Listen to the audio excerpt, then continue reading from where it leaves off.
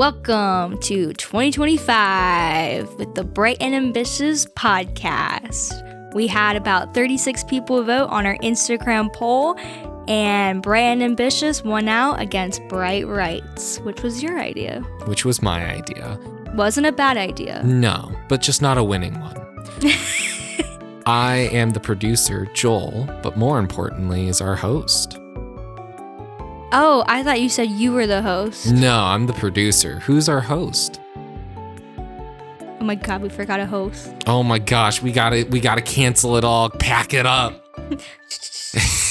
It's me, Kailey Bright. Yay. For the Bright and Ambitious podcast. Wow. I wonder who it's named after. Guess in the comments now. So yeah, this is a resurgence of a podcast that we did many moons ago. Back then, you were many moons. So many moons. When you initially started this podcast, you were still writing your first book, about to publish it. That is accurate. Fast forward to now. Mm-hmm. And I've written 3 books. I've successfully published my first YA fantasy trilogy. Yay! I was saying it more of like, yeah, it's like a question, like, is this what you're looking for? Yeah. I mean, yeah, you because I did. Yeah, exactly. Back then, you were doing hybrid publishing. Now you self-published. You were self-published your last 2 books. Yeah. And the last 2 in the series. You've learned a lot. You've had some growing pains, but this last one, Unity, you completely wrote, edited, revised, published, all in a year, all while you were also getting married to me. That is very, very true. I mean, to be fair, most of my books have been published within, it's like a year. Yeah. And now you have all 3 together, complete. You've done a lot. Yes, but not enough. Never enough. Yeah. So today we are going to be talking about your goals for 2025, how to make those goals, how to make them realistic. But before we get into all of that, Kailey, I would love to hear more about who you are and more specifically what your books are about. I loved how you said my name there. I just need to acknowledge that. My name is Kailey Bright, author of the Unseries, which will be renamed later this year. More on that later. But yeah, it is 3 books, a young adult fantasy trilogy about a girl who is set in a world very similar to Red Queen and Shadow and Bone, where there are people with supernatural powers called gifteds, and those who don't, called unfortunates. And Nora is an unfortunate who gets the peculiar opportunity to attend Galdor Academy, which is a military gifted school, as the first unfortunate student. And the only reason she accepts is because she is maintaining a promise to a fallen friend. I think that is a really wonderful synopsis. Gets the people going. Gets the plot across. It gets the plot across. And did you see how I plugged in 2 other books in there to make people who read those stories be like, ooh la la? Wow, it sounds like you've done this before. It sounds like I've had to really learn this. Yes. To be honest, I am usually really bad at explaining my book. When it comes to events, it's very difficult for me to even grab you as a reader. Yeah. For the 2.5 seconds you cross my booth, I'm just like, hey, have you ever heard about this? I sound like I should announce. I forget what the people are. I sound, auctioneers? Yeah, I sound like I should be an auctioneer because I'm just trying to talk so fast to grab your attention, and we all have to do this, so it's not just me. Yeah. But yeah, I've had to take writing 3 books and multiple events to actually give you a very succinct synopsis, such as the one you just heard. And I think you did an excellent job. Thank you so much.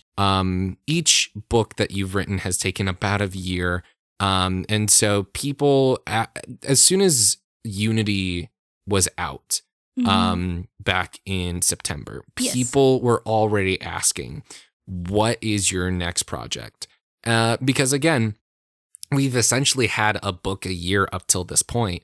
And so people are expecting she's on track to make another book. But that's not necessarily, it's not as simple as that.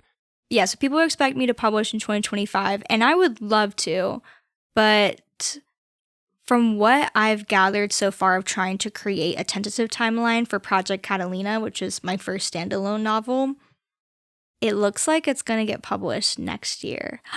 Yeah. Yes. Yeah, in 2026. In 2026, and we just started 2025. Yeah.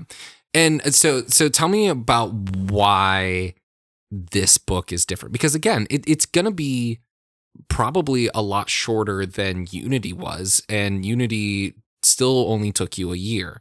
It did, yeah. So what are the challenges? Well, first, what is Project Catalina? Project Catalina. Yeah, what is Project Catalina?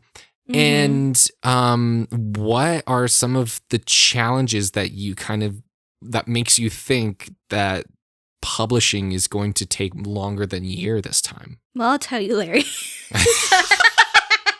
That's such a good question, Larry. You can tell I knew that was funny by the way I started it. Yeah, I could see just the corners of your mouth, like. Sorry. I'm on DuckTales, Larry. Right. Project Catalina is my first standalone novel, and it is about a girl who is fearful of the sea. Well, she is, but I would say more accurately, Project Catalina is my first standalone novel, and it is about a girl who has to brave the sea after her father, who is a disgraced marine biologist, goes missing. And fun facts, he believes in mermaids. So there's a little bit of a fantastical element in there. Yeah, I'm so excited for this book. And so is all of the girlies. All of the girlies are excited for this. Yeah. Every time I've mentioned this to a girly, every time I mention this book to a girly, like their face lights up. Yeah. And so I'm really excited. That tells me that this is something I should pursue. Yeah. It helps encourage me. Yeah. And it's also really exciting because I'm actually very afraid of the ocean. I have a huge thalassophobia, which is why I watch so many of those videos. Right. Yeah. But with that comes challenges, because now you're not just doing a fantasy world where you get to make up the laws. This is much more set in reality, and with that comes a lot of research. Yeah. So the reason why I'm a little bit more hesitant to believe that I'll be publishing a book this year, more so than republishing, more on that later, is because Project Catalina does require a lot more research. I am not a very nautical person because I'm afraid of the ocean. I don't really want to learn more about it, but I do want to learn more about it. And because it's set in the real world, I want it to have a lot more of a grounded realism that you don't really have within my fantasy novels. Like, there is groundwork for any fantasy story, but what I mean by that is I really want to push her to her limit, and I want everything that I talk about to be real, especially because I'm throwing mermaids into this. Right. And for someone who is a disgraced marine biologist because he believes in mermaids, I want to truly figure out how a mermaid would even exist. Right. And so really focusing in on not only like the realism aspect, but just like also the fact that it's my first standalone period, it's going to take a lot more time because I don't really know these characters in the way that I know the characters from the series. Mm-hmm. Nora, by book 3, I know her like I know myself. Right. And it's the same when it comes to the other characters like Fern and Skylar and even Cassius. But I don't know Catalina as much. I have the groundwork already from just imagining her in my mind the same way I did when I first started writing Unfortunate. But I'm starting from ground zero all over again. Yeah. And so I think it's going to take a lot longer. Maybe not honestly, I don't think it's going to take a significantly longer time, but I want to give myself that time in order to really understand my characters. And I don't want to rush publishing just for publishing's sake, because that's kind of what I did with Unravel, and it's what I would consider the weakest of the three, simply because it's so much shorter and it has a lot more syntactical errors than the other ones, and by more I mean 2. So yeah. I think it's also important to note that when I started writing Unity was immediately after Unravel, and I already knew exactly what I wanted for Unity, even if I didn't know the nitty-gritty in terms of like how we get there, but I knew where we were going. Right. And I started writing in 2023 to publish in 2024. So if I start writing now for Catalina, the earliest I could get is literally January of 2026, because that would be a year. Right. But again, I really do appreciate the fact that you are taking your time to make sure that you know what this story needs and what's the best way to actually tell it. And that's very difficult work. Yes, because that's something that over the course of the series, you've really had to work on. When you first tried to tell this story, you had a very different mindset of, well, let me just write this story as quick as I can and publish it as soon as I can. Yeah, and that's what happened with Unravel. I think another thing about Unravel was I didn't know where it was going. Unlike Unity, I didn't have a clear vision for my second book, and I was very eager to publish, especially because I tried to write and publish, and it didn't work with my hybrid publishing, that when I had the opportunity to self-publish, I did it as quickly as possible. And I don't regret that, but it's good to learn from it. Yeah. And I do also want to clarify, Unravel is my favorite in the series. I know it is. Like when you say that it's a worse book, we're talking, it's not a 5, it's just a 4. If you had rated it. Yeah. No, I think it's phenomenal. But again, going back to the point, I think I've seen a lot of other authors do this as well, where they're so focused on trying to publish and have the goal of, I want to publish this book at this certain point. I want to do everything that I can to publish at this on this day. And they set that date before they even start doing the groundwork, doing the research that their story needs. They want to just jump right into it.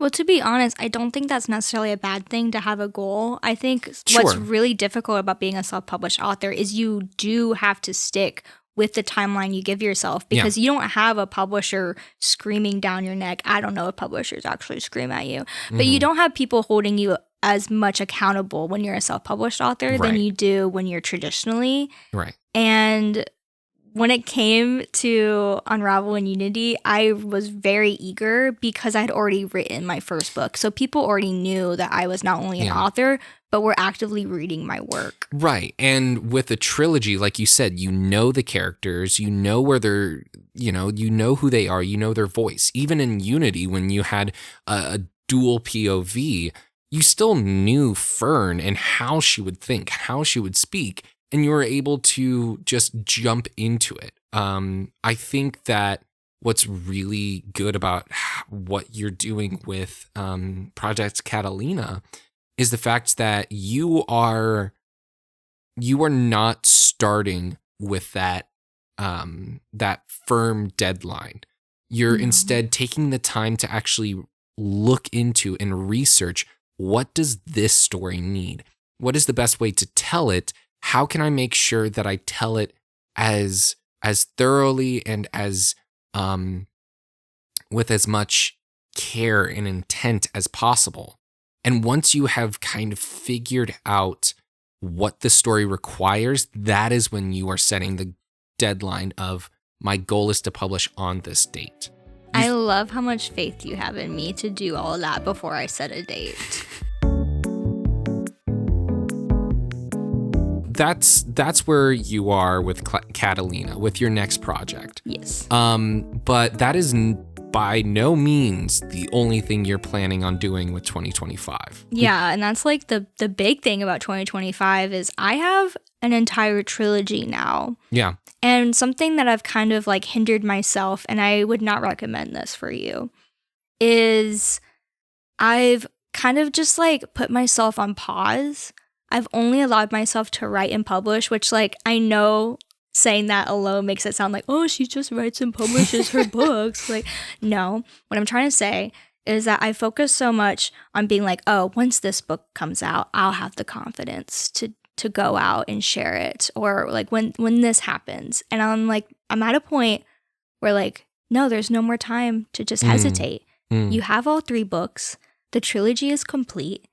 Get yourself out there more. Yeah. And so that's exactly what I want to do this year. Yeah. And so speaking of realistic goals, you know, realistic. Right. Where this is, you know, we talked about the realistic goals. To write and publish is to never have realistic goals. Yeah. It's not something that most people do. That is very true.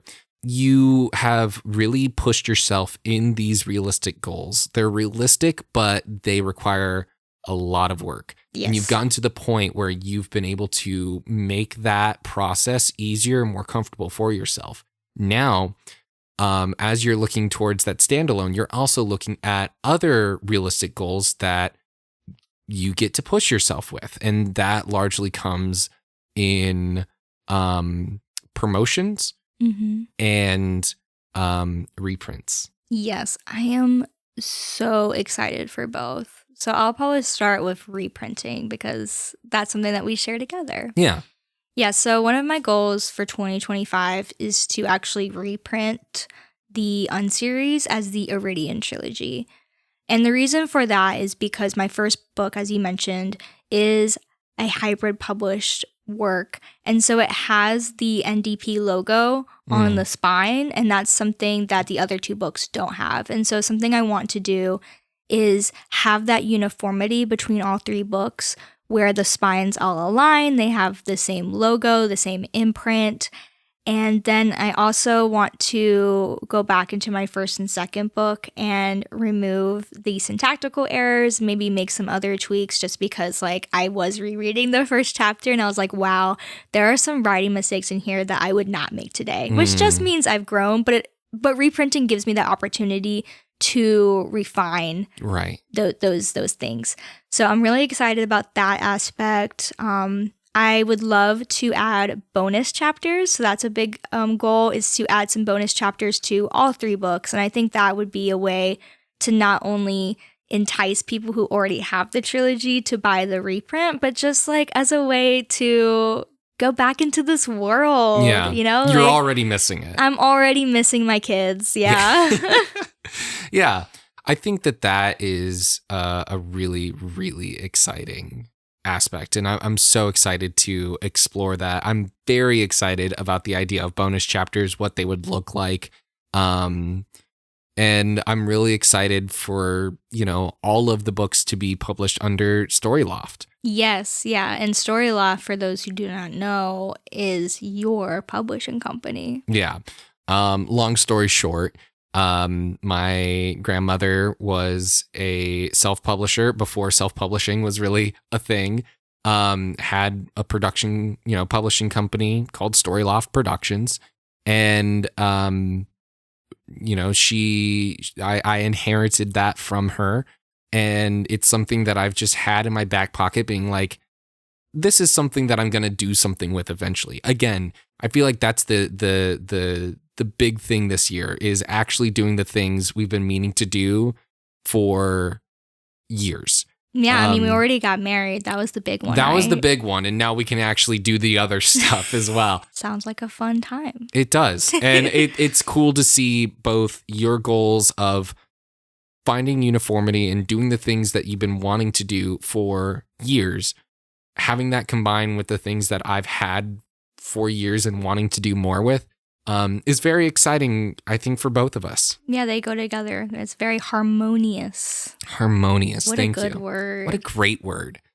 Yeah, I think it's also just fun to note that, you know, I say that I'm like, oh, I'll wait until this happens. And I'm like, guess what? I'm reprinting my trilogy. I guess I'll wait till that happens. No.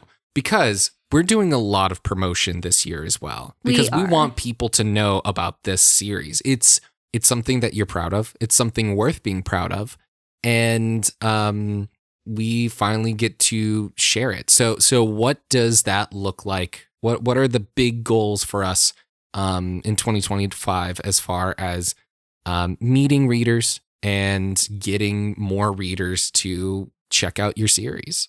Gosh, we have so many ideas. Let me try to refine them down. Yeah. I'll give you one. No. This podcast, yes. So in 2025, there are several things that we are doing and working towards in order to promote my book series. Marketing is not my strong suit, but it's part of the game, and I'm here to play, and I'm here to win even. So in 2025, I would say this podcast, bringing back this podcast is something that has been a long time coming, and clearly people want it. Oh my goodness. When I asked, again, Instagram poll, if I should bring it back, literally everyone, not that I thought that someone would say no, but it was, I think, like 20 or so people, which at that point was the largest amount of people voting on my poll. Yeah. Before they decided to really get in with the rename. Yeah, that you had like whole battalions. Yeah, I had a whole classrooms worth of people saying, yes, I want this podcast. Yeah. And so I'm excited to bring it back so I can talk more about my writing process and get other authors to talk about their works, and then just have a conversation about writing so other writers can kind of get an understanding of what they can do in their own time as well. Exactly. That's something that I really love about this podcast. Yes, it says, hey, you're an author, you're out here and you're making really good books.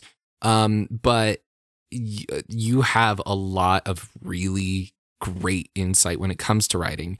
And I also love the opportunity that we are going to have talking to other authors and to hear their insights, because their books are also amazing. Being able to connect with others beyond just, hey, I have a book, can you help me promote it? But to actually hear the heart of an author, I feel like really gives an opportunity for people to connect with their work even further. And that's exactly what I've seen with some of the authors that you've talked to already and that we're going to be able to talk to. And I'm very excited about it. Yeah, I'm very excited too. I already have some names. I think what's really important is that this podcast in particular is going to be reaching out to independent authors or small authors. Yeah. Which is something I think debut and aspiring writers are going to relate to a lot more. And it's going to be something that is going to be perhaps more grounded in reality. Yeah, we're making the podcast that you wanted when you were writing Unfortunate. Yes, 100%. So I'm very excited to continue with this. We're planning on doing 1 episode a month. I think that is very attainable. Yeah. So expect 12 episodes. With room to grow. With room to grow, but expect 12 episodes. Expect 12 episodes. Realistic expectations. Yeah. Realistic goals. I'm telling you 12, there will be 12. And if there isn't 12, I guess you just have to hunt me down and bang down my door. Please don't. Please do. No. It'd make for good content. It would make for good content, but we're not in that desperate. What else are we doing? The second thing that we're doing this year is more book events. I have had success with book events in the past, especially when I did a promotional tour for Unravel. So when that first came out, I wore a red dress and I literally had, I think, 5 or 6 venues lined up for each Saturday after my birthday, which is when it got published. Right. And I sold 100 books that way. Literally sold 100 books within a month and a half because I planned it. And compared that to when Unfortunate. Oh, goodness. Too real? That's too real. Okay. I had 80 books just sitting in the back of my car for 2 years. And then once I started doing events, they disappeared. And it was so crazy to have to buy my own books again for the first time for events that I never want to go back to just having 80 books in my car at No. any given point. This year, I really just want to be more intentional with doing events. I mean, I obviously planned it for Unravel's launch, but since I don't anticipate having a book launch this year, I mean, I guess the reprints count, but Yeah.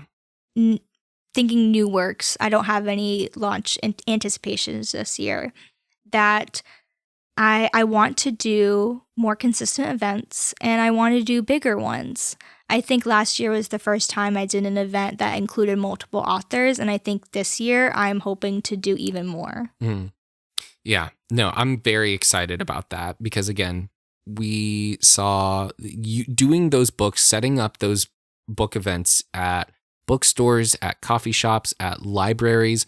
That was not only a lot of fun, but it really got us an opportunity to connect with your readers and future readers as well. And that was so great. And so the fact that,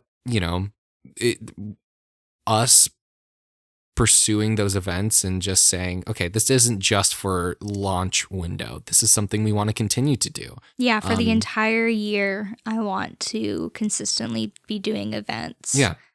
And again, that requires that goal came from that research of looking into what events were happening each month in our area, what events were worth going to that's outside of our normal area, and really mapping out how to make that realistic allowed us to push ourselves in a realistic way. Yeah, something that's important to know is that most of the events I've done in the past are free. So I definitely recommend when you first start out doing events, coffee shops, bookstores. Libraries are a little bit more difficult just because most people don't go into a library expecting to spend money. But it is still a fun opportunity. Like, even though I went into the Abbeville library and I literally got one sale and I talked to that girl for 2 hours. Yeah. And that was what was important. Yeah. Is I got to talk to someone who enjoyed my work, wanted to meet me. Right. Like I was a celebrity. Right. And was going to my alum university as a writing major. And we just got to talk books and writing. And it was just really, really cool. So free events are super important, especially when you start out. And I want to continue doing those. I just know that in 2025, we are also trying to up the ante with some events that are a lot larger and actually require you to spend money when you apply. Right. / get in. Yeah. We actually bought a tent. Yes, we bought a tent so we could do outdoor events as well. Thank you, Facebook Marketplace. Yeah. I'm very excited about that. And again, that's not something that someone should do from the get-go. That comes from after, all right, we've done a bunch of events. We know we want to expand, and we know that the ways that we want to expand require us making this investment. Agree, yes. More power to you if you have the expendable money to do those things. I know there are some authors out there who can do that right out the gate, but it's not something you have to do. Right. There are several other goals for 2025 that I am working towards, and that includes more awards. I am going to be applying to the BIBA Awards, which is the Best Indie Awards. I don't know what the other be. Best Indie Book Awards. There we go. I'm going to be applying to the BIBA Awards, which is the largest accolade you can get as an indie author. I'm going to be applying for Unity. I could apply for Unfortunate, but I'm applying for Unity. Mm-hmm. I applied to another award, so I might do that sparsely through the year, but those do require money. So, but my big one is the BIBA. Give me that BIBA. The BIBA. The BIBA. So I'm hoping to get more accolades. Yes. And then secondly, I would love to investigate audiobooks. Yes. That's not something I anticipate getting finished in 2025. Right. But as someone who loves reading audiobooks, and I've had other people tell me that they would read my book if it was an audiobook, I would like to make an audiobook. And I think especially with this reprint, it's just going to be a lot more fruitious. Mm-hmm.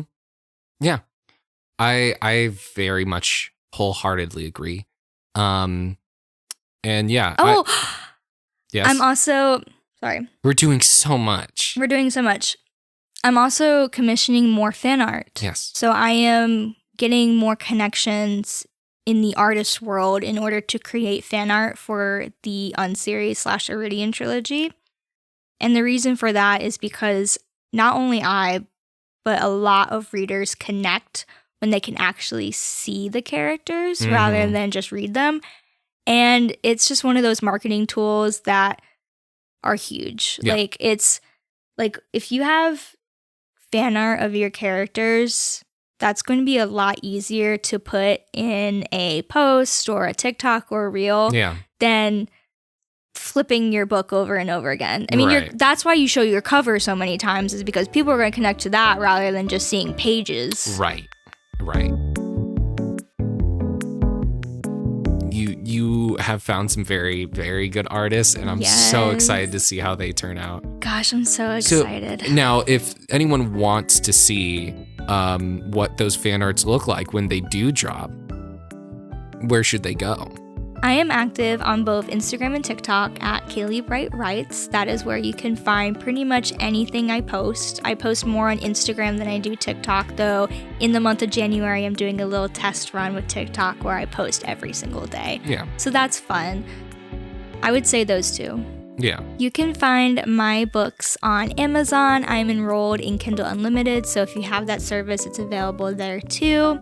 It's available at Barnes & Noble, not physically in stores, but online if you like that more. And you can also get it on my website at kaileybright.com, where you can get signed copies, including the entire trilogy bundle, for I think $10 less than if you tried to do it all on either Amazon or Barnes & Noble.